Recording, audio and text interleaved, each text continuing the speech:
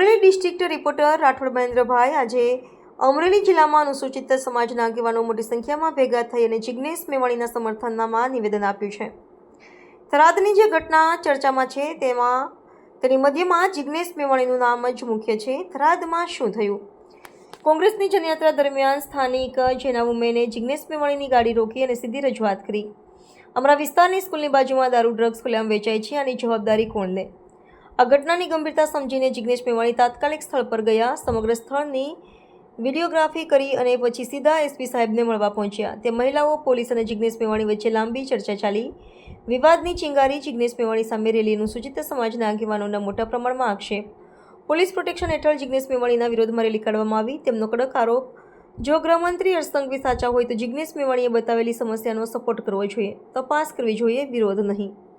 આગેવાનોનું સ્પષ્ટ નિવેદન, જિગ્નેશ મેવાણી વિશે વપરાયેલા શબ્દો અશોભનીય છે। હર્ષ સંઘવીને શરમ હોય તો રાજીનામું આપવું જોઈએ। આગેવાનોનો દાવો, રાજ્યને સક્ષમ અને હોશિયારી ગૃહમંત્રી જોઈએ છે। જિગ્નેશ મેવાણી ઉઠાવેલા મુદ્દાઓ પર એક્શન લે। હાલ સમગ્ર મુદ્દે રાજકીય તાપમાન વધતું જાય છે।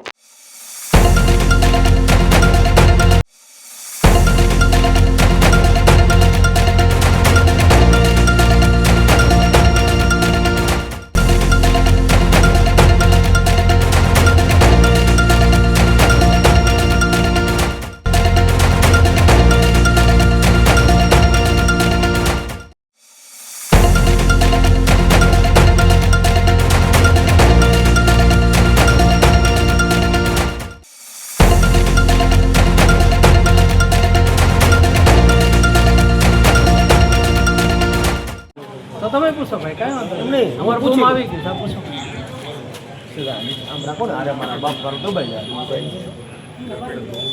વડીલા જિગ્નેશ મેવાણીના સમર્થનમાં આજે આવેદનપત્ર આપ્યું, શું કહેશો?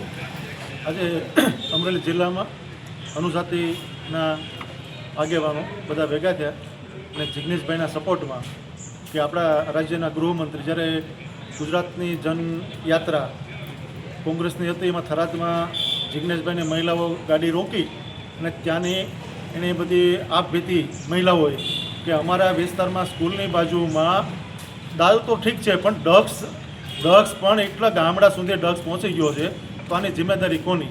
એ માટે જિગ્નેશભાઈ ત્યાં ગયા અને જિગ્નેશભાઈ જોયું બધું, ત્યાં વિડીયોગ્રાફી કરી અને ત્યાં એ એસપી સાહેબને મળવા ગયા, એસપી પોલિટિશિયન મહિલાઓ સાથે।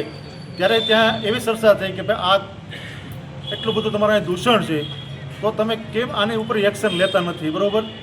આ મુદ્દા ઉપર આપણા ગુજરાતના ઉપમુખ્યમંત્રી અને ગૃહ રાજ્યમંત્રી હર્ષભાઈ સંઘવી ગાજવાને બદલે ગાજ્યા કે પોલીસના પ્રોટેક્શનમાં એ માણસે રેલીઓ કાઢી જિગ્નેશભાઈની વિરુદ્ધમાં કે નકર હર્ષભાઈ જો સારા વ્યક્તિ હોય, સાસા હોય, સંસ્કારીની વાત કે સંસ્કાર એનામાં હોય તો આ શબ્દો એને જિગ્નેશભાઈને સપોર્ટમાં કહેવા જોઈએ કે જિગ્નેશભાઈ તમે જે વાત કરી છે ચાલો મને બતાવો તમારા વિડીયોગ્રાફી, હું તમારી સાથે છું અને આને ડામમાં કોઈ પણ અધિકારી હોય એના ઉપર એક્શન લેવામાં સરકાર તદ્દન મજબૂત છે। એની જગ્યાએ એને જિગ્નેશભાઈના વિરોધમાં ને જિગ્નેશભાઈને જે શબ્દો કીધા એ અશોભનીય છે અને અમે તો એવું કહે છે કે હર્ષભાઈને શરમ હોય તો રાજીનામું દેવું જોઈએ અને કોઈ બીજા કેપેબલ હોય, હોશિયાર ગૃહમંત્રી હોય એને સરકારે એને ગૃહ ખાતું આપવું જોઈએ। જય હિન્દ।